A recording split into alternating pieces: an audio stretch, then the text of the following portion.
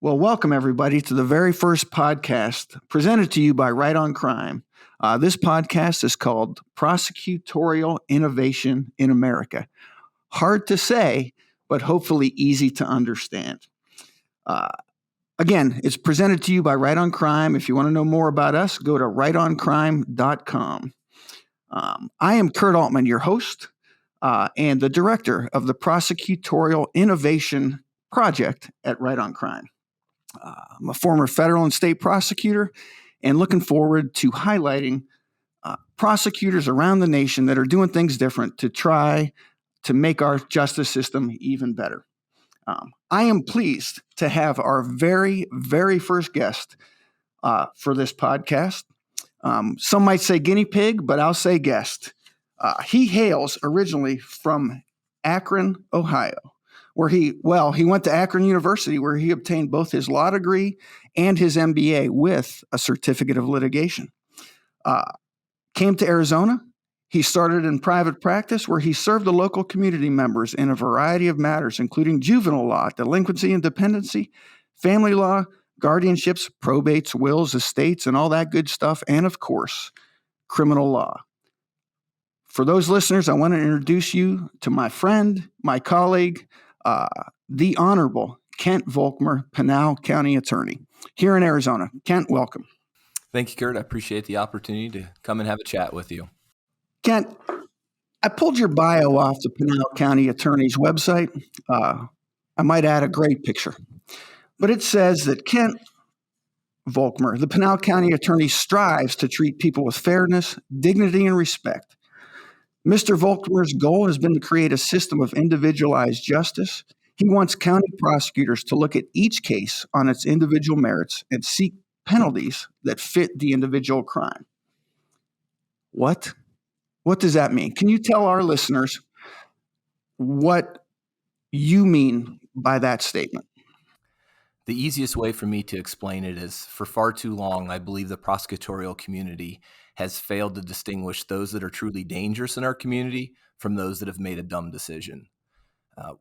What we do is we treat everybody the same, regardless of their danger to our community, their risk to our community, the impact that their crime had on the community, to the fabric of our society. It's never really been taken into consideration. Everybody's been put in little boxes. We look at sentencing charts and we just say, well, this is what should happen, instead of actually looking at the case, looking at the individual, assessing the risk that that person places to the community, assessing how much do they really harm the community and what's the best resolution. So it's really looking at cases individually.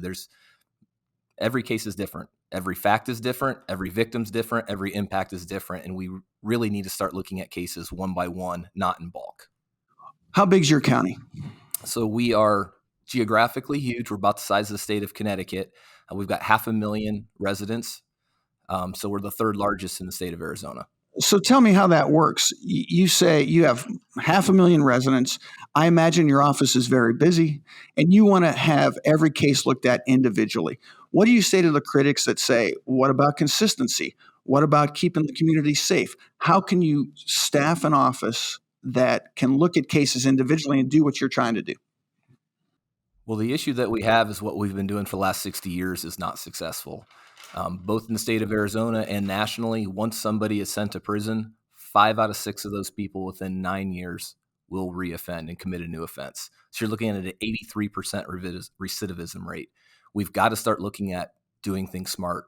We already spend a ton of money in the industry. It doesn't take that much more to slow things down and to actually take a moment to look and see what individual people need. So is there a little additional expense? Absolutely, on the front end, but it saves us millions and millions, if not billions, on the back end. So I have, I guess, the advantage of knowing a little bit about your background. And you were in private practice in Pinal County. You'd never run for office before, right? That's correct. What made you go, hey, first, we're doing things wrong, and I can do it better in the criminal justice system? And then what made you go, geez, I think I'll run for Pinal County Attorney because that's where I can make a difference? I assume that's what you were thinking. Absolutely. So really what I guess opened my eyes to what's going on is I started seeing generational clients. I was representing grandparents, fathers, and their grandsons all at the same time. It was bothering me, almost always Sounds like revolving. a pretty good practice. Financially, I did very well, but morally, I felt less than fulfilled. So we had these almost always revolving around substance abuse, and then there was this other part that always bothered me. And I would have clients that were truly evil, clients that were a danger to our community that would get a fairly light sentence. Then I would get somebody that did something stupid, that was at the absolute worst point of their life. They had some sort of life circumstances, some sort of trauma, and they end up getting the same consequence as that dangerous person. And I just started looking, saying that makes absolutely no sense. Here on one end, we've got somebody who really poses no danger to the community. They need a hand up, they need a little bit of help, and somebody else that needs to be locked away because they're a danger and they're getting the same result. And it just didn't sit well with me at night. And I decided that there was a better way to do things. And I tried to convince, 200,000 residents that there was a better way. So you're a Republican. I am. Ran as a Republican in what I would say Pinal County, probably a pretty conservative law and order county. Is that right? Very conservative, absolutely. Well, how did you get this message across for folks that are going to listen to this that think the same way you do, or think it's a good idea, that say, hey, maybe I can do this? How do they get elected? How do you get this message across to a very conservative law and order type county? So there's two different lines of thought. There's the fiscal impact, and then there's sort of the moral impact. So Republicans, in my opinion, come in sort of two shades. They're either a fiscal conservative or they're a social conservative. The social conservatives really like the story of mercy. They like the story of redemption, and personal accountability, but also personal responsibility and helping people get up. So when you're talking to those sort of social conservatives, they really like understanding it in that context. That rings true to them. With the fiscal conservatives, it costs us $35,000, $40,000 a year to put somebody in prison. It costs us less than 10% of that to put somebody on probation. And again, I led earlier with 83% of people that go to prison reoffend. That doesn't even include the cost of crime. So if we just put somebody in prison for 2 years, they come out, they're worse off when they went in, and they're reoffending, they're re-victimizing. That's not safety. It's not public safety. It's not financially responsible. We end up using all of these resources. They end up going back into DOC, and the state ends up financially caring for their children, and all of these other unintended social costs, and the social safety net keeps getting strained. So it really, you just have to know your audience. But I will tell you, both of those messages resonated very, very strongly with my very conservative constituents. So a little bit later in this broadcast, we're going to get into some of the things you're doing in the office. But I know that I see you at the legislature a lot. Maybe not your first year. You've been in office since January of 2017, right? That's correct. So you're in your second term. Yes. And I see you roaming the hallways of the Capitol, sometimes on the same side of a criminal justice issue with me and Right on Crime, sometimes not. Down there, I remember a Judiciary Committee chair who would look me in the eye and say, seems to me like more people in prison, less crime. Do you agree with that comment? I think I know the answer, but tell me why. I would be lying if I didn't say putting people in prison doesn't reduce the crime in the short term. But in the long term, it does not work, because what you create is you create a cycle. We know, based on adverse childhood experiences, we know based on the psychology, on criminology, we know that you create this cycle. And if a father goes to prison, if a mother goes to prison, the likelihood of that child starting to use substances, the likelihood of that child not graduating high school, the likelihood of that child acting promiscuously, that likelihood of that child engaging in criminal behavior dramatically increases. So you can short-term reduce your criminal rate by throwing people in prison, but the back end damage is tenfold what it is on the front end. And I assume you think, and you have the numbers to show that ends up costing society, the community, the taxpayers more money in the long run. Arizona's a perfect example. We spend well over $1 billion. At one point, it was almost 10% of our budget that we were spending on our Arizona Department of Corrections. Well, we'll get into how ridiculous the budget can be sometimes, but I think this year's budget finally passed, right, at 1.3 for the Department of Corrections here in Arizona? I believe that's correct. So would you consider, if I said, hey, Kent Volkmer, Republican county attorney, for those out there listening, county attorneys, similar, same thing as a district attorney called everywhere else, but Arizona is different. Don't forget about that. Republican conservative county attorney that's a reformer. Would that be an accurate statement? Reform is a very loaded term. I'm somebody that believes that there's always room for improvement, and I think the criminal justice system is ripe for improvement. So we hear about reformers that are in district attorney positions all around the country. Some names like have become national, I guess, bullseyes from the supporters and detractors. Krasner, Choi, Gascon. I can't pronounce the guy's name that just got thrown out of office in San Francisco. Boudin. Yes, him too. What makes you different than them? Because there's some backlash now. Crime rates are rising, whether that's actual or perceived. Perception is reality, right? There's a lot of pushback to these prosecutors that are doing things differently. How is your process different than theirs, and how do you separate yourself? It gets back to that individualized concept. So what they do is entire systematic offenses, just saying blanketly, we're not going to prosecute this, or we're going to prosecute these less, and we're going to reduce stuff. That does not reflect on the damage that it's being done to our community. It doesn't reflect on the danger, inherent risk that that person is to our community. My process is a risk first basis. I don't care what you're in there for. I'm looking at you as a defendant. I'm looking at your circumstances. I'm looking at the risk that you're placing in our community. If I systematically just start saying, okay, this type of offense, I'm automatically putting you on probation regardless of your risk to the community, you're potentially endangering the community. So we're really looking at a risk base. It's a public safety based. It's not an emotional. It's not a, hey, I'm trying to make amends for past historical wrongs. I'm focused primarily and almost exclusively on the public safety aspect. Has it been hard to get buy-in from folks in your office? Not really. And I will tell you, one of my biggest supporters are actually our chiefs of police, because they understand if they bring somebody that's a danger to me, we're going to hold them accountable. What I think for too long people have thought, I'm going to throw somebody in prison because it's going to be I'm going to scare them straight. I'm going to punish them so they're going to change their behavior the way that we want.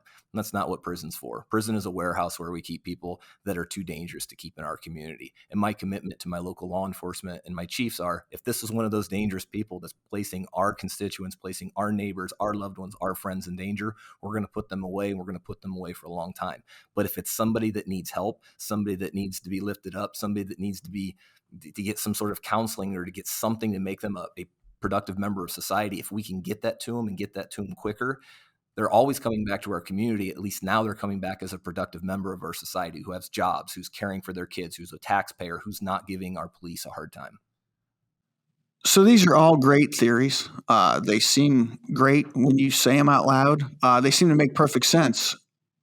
What specifically, since you've taken office in Pinal County, have you done to try to, I guess, accomplish or get to your goals through these theories? What specific programs, techniques, policies, what have you done to change the culture in Pinal County since you've been there? Diversion's an easy example. The easiest way to describe diversion, essentially all of these listeners here, I'm pretty confident at some point in their life have probably committed a felony. I don't say that to try and embarrass anybody, but if you've ever smoked weed, if you ever used recreational drugs, if you've ever woke up at 10 o'clock and had a toothache and you took your spouse's medication, if you ever threw your back out and you called a buddy to come give you some narcotics to help numb the pain. If you're ever at a party and you were the most sober friend, but you were drinking too and you drove everybody home, those are all felonies. I'm going to, because you know me, that I also run a criminal defense practice. So I'm going to ask our listeners to take the fifth based on what you just said there. But please go on. So everybody's committed a felony. I mean, except for me, of course. And what we've seen for the last 100 plus years is we've seen the continued increase in the criminalization of behaviors that were never really intended to be criminalized. What I would suggest to your listeners is the vast majority, our community doesn't benefit if I convict you of a felony and I brand you with the scarlet F on the chest for the rest of your life. So you have limited access to public means. If you have limited access to government loans, you have limited access to be promoted and to care for your family. Diversion are for those people that really made a dumb decision, and community doesn't benefit by us criminalizing them. It doesn't benefit by giving them this criminal record that's going to carry with them for the rest of their life and negatively impact them. So what we do is we make you make amends. We have you assessed. We look at, do you have a substance abuse issue? Do you have an anger management issue? What's going on in your life that caused you to make this bad decision? Is there anything we can do to fix it? We have you do some community service. And ultimately, if you victimize somebody, you have to pay restitution. And then if you successfully complete, we dismiss all charges. Sounds to me like, well, I guess this is a two-part question. One, is this program that you've implemented only for certain crimes, or are there certain things excluded? And two, sounds like all these other programs, assessments, and stuff cost money. And I know that as county attorney, you're not only in charge of the criminal prosecution section of the county, you handle all the legal matters and have to have a budget. Like, how do you pay for this, or how have you paid for this? So we have been able to get some national grants. The federal government gave us about a $1.25 million grant. A lot of counties have diversion programs, but something that we put forward that nobody's ever done before is you do all of these testings. They come in, you do an assessment, risk assessment, you give them all these services, and then you just set them free into the community. Go free, never commit another crime, you're done. What we did that other people haven't is we actually test them on the back end. So before they're released, we have them do all these tests over again to see if we have, in fact, actually reduced their risk to the community. We've partnered with ASU, Arizona State University, our local state university, to help tabulate and correlate all of this information. And our board has been willing to spend some of this money on this because, again, if we put you in jail, it costs me $120 a day to keep you in jail in Pinal County. If I put you on probation, it's going to cost us $4,000+. If I put you in prison, it's costing us $40,000. This is the least expensive alternative to try and get people fixed. The other thing that we do is we work directly with their insurance providers. So I don't say you have to take this particular class from this particular provider. Instead, we work directly with you and say, hey, what insurance do you have? What does your insurance cover? What does the state cover? And then we vet the programs, but provided the program meets a minimal standard, we allow the people to complete the program in their local neighborhoods that is most beneficial and most cost effective to them, and it ends up being by far the least expensive alternative to address these underlying issues.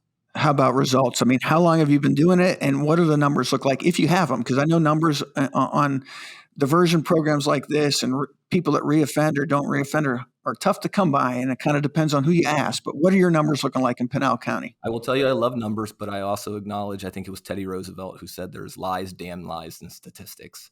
So in 2014, we had 7 people in all of Pinal County that went through diversion. We put about 850 in last year. That's pretty consistent. We have about a 7% recidivism rate for those that actually go through our program. So again, if you go to prison, there's an 83% recidivism rate. Probation's around 17%, latest numbers that we've heard, and our diversioners are about 7%. So they've been very, very successful. And that the purpose of diversion isn't just to get them through the program. The purpose of diversion is to help them become a productive member of society. So that doesn't reflect the people that we've helped establish stable living. That doesn't reflect the people that we've helped get jobs. I mean, what we know from probation, what we know from the criminal justice world is we want somebody to truly reintegrate and be successful in our community. They need 2 things. They have to have stable living, stable residence, and they have to have a job that pays a living wage. When you have a felony on your record, it's really difficult to get both of those. So what this does is we actually help people along. We actually help them with job placement. We work with Arizona at Works, which is a local job placement that helps pay living wages, or people find living wages. So while they're not committing crimes, they're also becoming productive members of society who are paying their taxes, who are buying houses, who are raising their children. And that's really hard to put a dollar figure on that. So I was a prosecutor for a long time. I'm going to change gears a little bit because you and I had talked about what I'm about to bring up offline. I was a prosecutor for a long time, both state and federal. Worked with everybody from patrol police officers to FBI agents, detectives. You have it. The perception of law enforcement is that they're hardcore, no matter what you do, no discretion, lock them up, arrest them, get them off the streets. You had told me once when we were on the phone, I think, about how you are working with law enforcement. And honestly, it kind of surprised me how you're working with law enforcement to try to reduce the number of cases that are coming through the system. Explain to our listeners a little bit about what I'm talking about and what you're doing with your local law enforcement out in Pinal County. Well, I mean, we do a lot of things to make sure that they're in the loop. Every other month, all of our chiefs meet and we talk about various crimes that we're seeing in the community, various trends that we're seeing, different things we're seeing in different areas. We talked a little bit about the geography. Our county's so large, we have these giant silos. So we have a community, and then it's 15 miles to the next community. It's 15 miles to the next community. What's happening is there's nothing kind of in between those 15 miles, and those communities have not always shared information. So one, we really share information. But getting back to that individualized justice thing that I talked about before, when you're looking at a case individually, when you're looking at the merits of a case, the actual officer on the ground carries significant weight. They're the ones that know what's going on. They're the ones that know, is this person a true risk to our community? When we look simply at a police report, we know what's in the report, but anybody that's ever experienced anything and then tried to reduce it to writing immediately thereafter, there's so many thoughts that are going in your head. There's so many perceptions that you don't necessarily reflect in your writing. So what happens is our attorneys are speaking individually with all of our law enforcement officers. We're asking them, what's going on in this case? We have the ability for them to come in and say, hey, this is a person who, did something stupid, but they've really tried to change their life. They've really been doing a lot of good things. And cases that ordinarily we'd say, yeah, we're putting this person in prison, based on that communication with law enforcement, we're giving them probation. We're giving them the help that they need. The inverse is true as well. Officer says, yeah, this may seem like it's not a major case, but look, this guy has done this, he's done this, he's done this, he's done this. And we're able to make sure that the sentence or the consequences appropriately and accurately reflect the danger this person places in our community. I can't do that as an attorney. I can't do that sitting in an office reading a piece of paper without that direct communication with our individual law enforcement officers. So how many assistants or deputies, I guess we call them here in Arizona, average do you have in your office? 40, 42. 40, 42, give or take. And then what are they carrying as far as felony caseloads? Do you have any idea? COVID screwed things up. Unfortunately, we did see a little bit of an increase. We try and keep it at not much more than 50. What we've discovered is if you get more than 50, people start focusing on the cases that matter to them and start paying less attention to the cases that don't.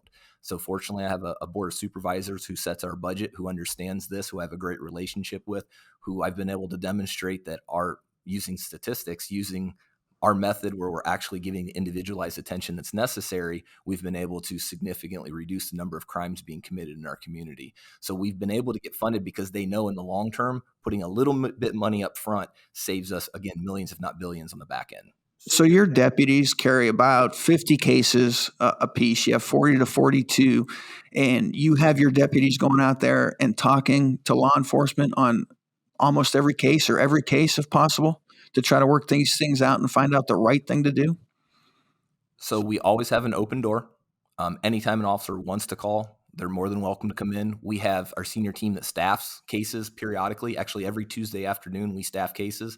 We invite the case officers and the case agents to come in and listen to the staffing. When we as attorneys talk about the merits of the case, what we like, what we don't like, what we're considering, we always solicit their information. On homicides and major crimes, my attorneys go out on scene.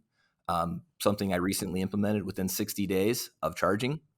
My attorneys have to go meet face-to-face with the victim. Provided they're in the state of Arizona, they're going to sit down with the victim. They're going to talk about the impact of this offense on them and on the community. And oftentimes the officers are involved with that. So I can't tell you that in every single case that every single officer has spoken with, because there's some run of the mill. There may be a drug paraphernalia case that doesn't need it. But when you're talking about violent crimes, when you're talking about victim crimes, when you're talking about crimes where the perception of the officer is valid, yes, it is my expectation that my DCAs, my deputy county attorneys, will have that conversation. And it sounds like some of the things you're doing in Pinal County that's relatively new are working. Is that right?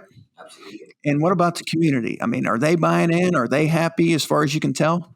And I ask that because I did find a Facebook post or a Facebook page or whatever they call it that said, "Don't trust Kent Volkmer." So there's always critics, but how's that going? There is. You mentioned it earlier. One of the problems we have is perception is reality. Even though our crime rate is as low as it's ever been, if you base it on a per 10,000 residents, we're at about 83% less crime than we were in 2006. So I want you to think about that. Since 2006, we have 83% less reported crime in Pinal County. Our crime rate is as low as it's been since the 60s. But the problem is that's not what the media is telling everybody. That's not what the newspaper's telling everybody. That's not what Facebook and our other social media pages. So once I have an opportunity to explain people and I can speak with them and I can show them the statistics and the data, I've got complete and utter buy-in. Sometimes, though, if I can't reach them, they're a little less than happy. So you're in your second term. You were elected, I guess, in 2016, sworn in 2017, elected again last year. No, 2020. So you're halfway through your second term. What's next? Right now, we're working on fine-tuning what's going on.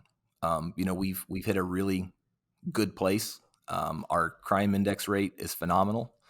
I've got a really good team of prosecutors, but there's always room for improvement. What you always want to do is when you run a new program, when you do diversion, for example, you want to cherry pick the easiest cases. You want to make sure that you're not placing the community at risk. So now we're starting to expand. We're starting to see who else can we reach? What more serious offenses? You asked the question earlier, is there certain offenses that we don't allow people in? There's not a categorical denial, but we look at, hey, is this somebody that we can really help? And if we're wrong, is this somebody that's going to put our community at risk? I've got 3 young children. I live in this community. My wife lives in this community. Our friends, family, loved ones, they're in this community. The last thing that I want to do as a prosecutor is place my community and my family at risk. But right now, what we're doing is expanding, and we're seeing where else can we start targeting? Where else can we start saying, hey, this person really isn't the danger that maybe we once thought they were? And with the right circumstances, partnering with probation, partnering with our law enforcement community, can we build a program around these type of offenses to safely integrate them into our community? And that's really where I think the next step is to continue to expand what we're doing and to maybe start taking some bigger steps. Well, I mean, it sounds pretty amazing, some of the stuff you're doing, and I hope you keep doing it. I think it takes courage, especially to be a Republican, conservative, to step out there. I know it takes courage to walk next to me at the legislature. I appreciate it when you do and when you stand up for what Right on Crime is doing and what we believe in. So we're working towards the end of this very, very first podcast. Again, before we end, I want to thank Kent for being our first guinea pig and guest. He's got this down. I'm not sure that I do. But there are a couple things that I think our listeners are going to want to know before we hang up, so to speak. Obviously, you came from Ohio to Arizona. Pinal County is a vast county, as you said, full of, a lot of different cactus. Do you have a favorite one? These are important, biting, deep questions, Kent. The saguaro. There's no other place that you can find it in the entire world. Well, there you go, the saguaro. Now, because you came from the backwoods or cornfields, not backwoods. I'm from the backwoods of Pennsylvania. You are from the cornfields of Ohio. When I was growing up in Pennsylvania, Ohio had one thing. It was called Cedar Point, a really cool amusement park. Now it has 2 things. It has Cedar Point and the Rock and Roll Hall of Fame in beautiful Cleveland. Who's your favorite artist in the Rock and Roll Hall of Fame? He's thinking deeply. Boy, that's a tough one. I will make a shout out to America's Roller Coast, which is Cedar Point. It is still thriving in an outstanding place. My kids go there every year. My favorite rock and roll, you know what? I always grew up loving Ozzy Osbourne. Just Iron Man and everything else. That was just, I got to say it's Ozzy. All right. Well, Ozzy it is. Good. I like that. I cannot argue with that selection. Well, I think that's getting us towards the end of our very first Right on Crime Prosecutorial Innovation in America podcast. I want to very much thank Kent Volkmer for joining us to be the first guest. Hopefully, when we get this down, you'll come back, talk about some other good stuff you're doing. Happy to do it. If you want to know more about Pinal County and Kent Volkmer, you can go to pinalcountyattorney.org. And if you want to know more about what we're doing, rightoncrime.com. You'll find out what we're doing with the prosecutorial initiative, what we're doing in the different states around the country, and how we're trying to make our system, by being the adults in the room, better on a daily basis. I want to thank my technical assistants in Austin, Zach and Tanya, and of course, my producer who's sitting right next to me, Ashley. Kent, until we talk again, thanks for being here. Thank you and take care. Thanks, everybody.